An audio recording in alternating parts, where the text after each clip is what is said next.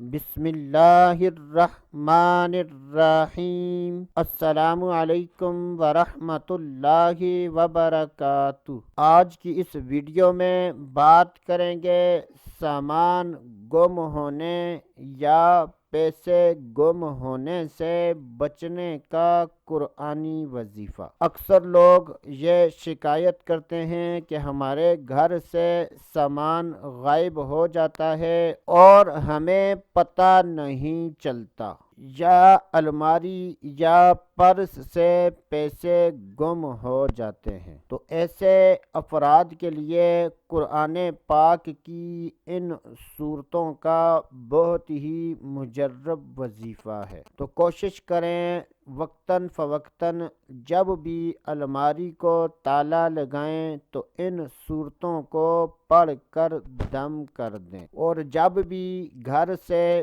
باہر جائیں تو گھر کے مین دروازے کو تالا لگاتے وقت بھی یہ وظیفہ کر لیں۔ اگر پیسے پرس میں رکھنے کا معمول ہے تو کوشش کریں جب بھی موقع ملے ان صورتوں کو پڑھ کر پرس پر بھی دم کر دیں۔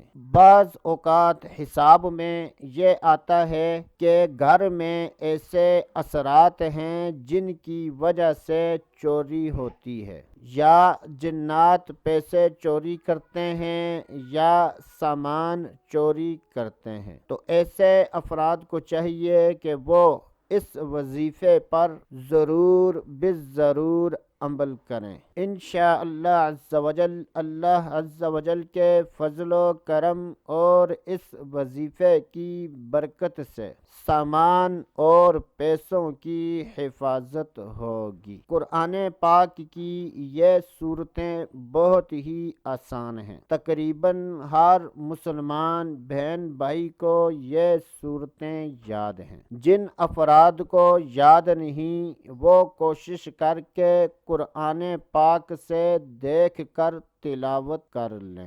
وہ صورتیں یہ ہیں: قل یا ایھا الکافرون، قل ھو اللہ احد، قل اعوذ برب الفلق، قل اعوذ برب الناس، الحمد للہ رب العالمین، اللہ لا الہ الا ھو الحی القیوم۔ ان تمام صورتوں اور آیت الکرسی کو 7 مرتبہ پڑھنا ہے۔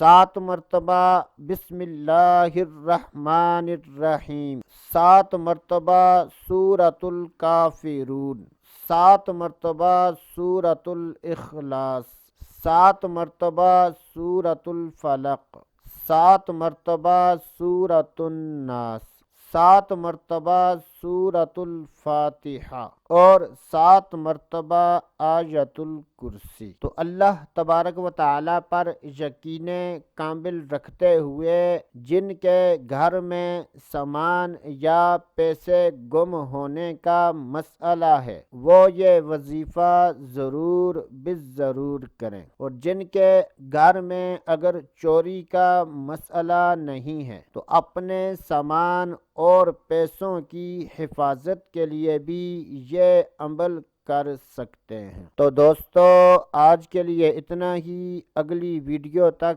اجازت، اللہ حافظ۔